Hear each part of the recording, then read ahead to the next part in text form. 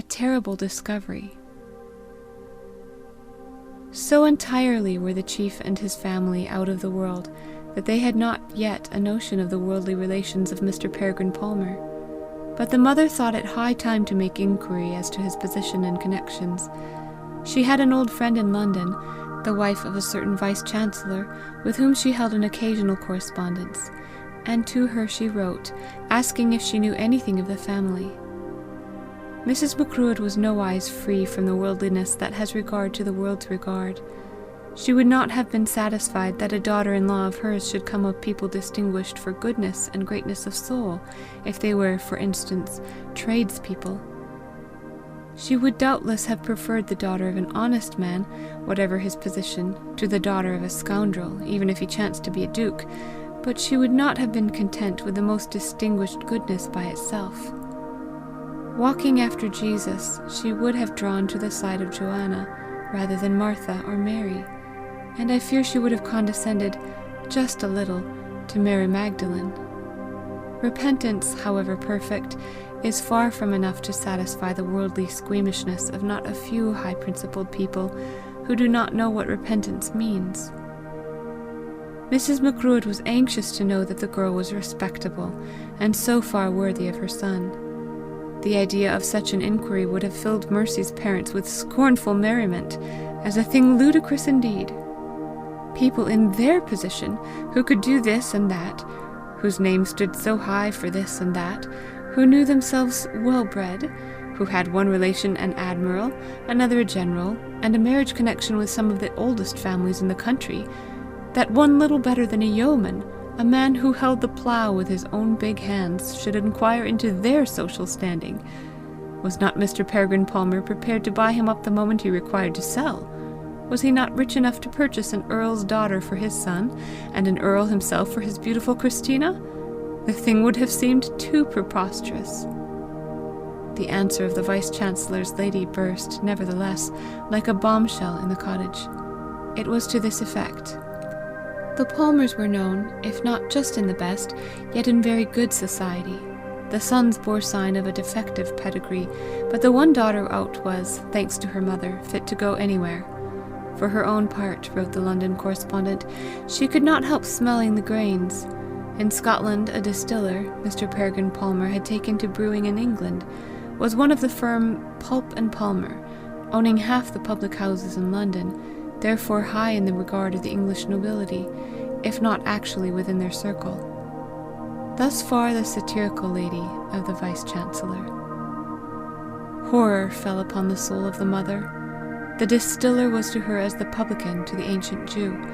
No dealing in rags and marine stores, no scraping of a fortune by pettifogging, chicane, and cheating, was to her half so abominable as the trade of a brewer. Worse yet was a brewer owning public houses, gathering riches in halfpence wet with beer and smelling of gin. The brewer was to her a moral pariah, only a distiller was worse. As she read, the letter dropped from her hands, and she threw them up in unconscious appeal to heaven. She saw a vision of bloated men and white-faced women, drawing with trembling hands from torn pockets the money that had bought the wide acres of the Clonruadh. To think of the Macruadh marrying the daughter of such a man! In society, few questions indeed were asked. Everywhere money was counted a blessed thing, almost however made. None the less the damnable fact remained, that certain moneys were made, not in furthering the well-being of men and women, but in furthering their sin and degradation. The mother of the chief saw that, let the world wink itself to blindness, let it hide the roots of the money plant in layer upon layer of social ascent, the flower for which an earl will give his daughter has for the soil it grows in not the dead, but the diseased and dying, of loathsome bodies and souls of God's men and women and children, which the grower of it has helped to make such as they are. She was hot. She was cold. She started up and paced hurriedly about the room. Her son, the son-in-law of a distiller, the husband of his daughter. The idea was itself abhorrence and contempt. Was he not one of the devil's fishers, fishing the sea of the world for the souls of men and women to fill his infernal ponds withal? His money was the fungous growth of the devil's cellars. How would the brewer or the distiller, she said, appear at the last judgment? How would her son hold up his head if he cast in his lot with theirs? But that he would never do. Why should she be so perturbed? In this matter at least there could be no difference between them. Her noble Alister would be as much shocked as herself at the news. Could the woman be a lady, grown in such a hotbed? Yet, alas, love could tempt far, could subdue the impossible. She could not rest. She must find one of them. Not a moment longer could she remain alone with the terrible disclosure. If Alister was in love with the girl, he must get out of it at once. Never again would she enter the Palmers' gate, never again set foot on their land. The thought of it was unthinkable. She would meet them as if she did not see them, but they should know her reason, and know her inexorable. She went to the edge of the ridge, and saw Ian sitting with his book on the other side of the burn. She called him to her, and handed him the letter. He took it, read it through, and gave it her back. "Ian," she exclaimed, "have you nothing to say to that?" "I beg your pardon, mother," he answered. "I must think about it." "Why should it trouble you so? It is painfully annoying, but we have come under no obligation to them." "No, but Alister!" "You cannot doubt Alister will do what is right." "He will do what he thinks is right." "Is not that enough, mother?" "No," she answered angrily. "He must do the thing that is right." "Whether he knows it or not?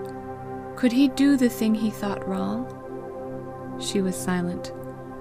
"Mother dear," resumed Ian, "the only way to get at what is right is to do what seems right. Even if we mistake, there is no other way." "You would do evil that good may come? Oh, Ian!" "No, mother. Evil that is not seen to be evil by one willing and trying to do right is not counted evil to him. It is evil only to the person who either knows it to be evil or does not care whether it be or not. That is dangerous doctrine.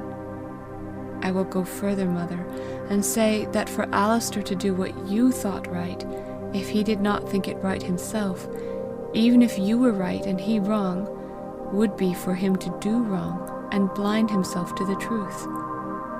"A man may be to blame that he is not able to see the truth," said the mother. "That is very true, but hardly such a man as Alister, who would sooner die than do the thing he believed wrong. But why should you take it for granted that Alister will think differently from you? We don't always think alike. In matters of right and wrong, I never knew him or me think differently from you, mother. He is very fond of the girl, and justly. I never saw one more in earnest or more anxious to learn. She might well be teachable to such teachers. I don't see that she has ever sought to commend herself to either of us, mother. I believe her heart just opened to the realities she had never had shown her before. Come what may, she will never forget the things we have talked about." "Nothing would make me trust her." "Why? She comes of an abominable breed." "Is it your part, mother, to make her suffer for the sins of her fathers?" "I make her suffer?" "Certainly, mother, by changing your mind toward her and suspecting her the moment you learn cause to condemn her father. The sins of the fathers are visited on the children. You will not dispute that. I will grant more, that the sins of the fathers are often reproduced in the children, but it is nowhere said, 'Thou shalt visit the sins of the fathers on the children.' God puts no vengeance into our hands. I fear you are in danger of being unjust to the girl, mother, but then you do not know her so well as we do." "Of course not. Every boy understands a woman better than his mother." "The thing is exceedingly annoying, mother. Let us go and find Alister at once." "He will take it like a man of sense, I trust?" "He will. It will trouble him terribly, but he will do as he ought. Give him time, and I don't believe there is a man in the world to whom the right comes out clearer than to Alister." The mother answered only with a sigh. "Many a man," remarked Ian, "has been saved through what men call an unfortunate love affair." Many a man has been lost by having his own way in one, rejoined the mother. As to lost, I would not make up my mind about that for a few centuries or so, returned Ian. A man may be allowed his own way for the discipline to result from it. I trust, Ian, you will not encourage him in any folly. I shall have nothing to do but encourage him in his first resolve, mother.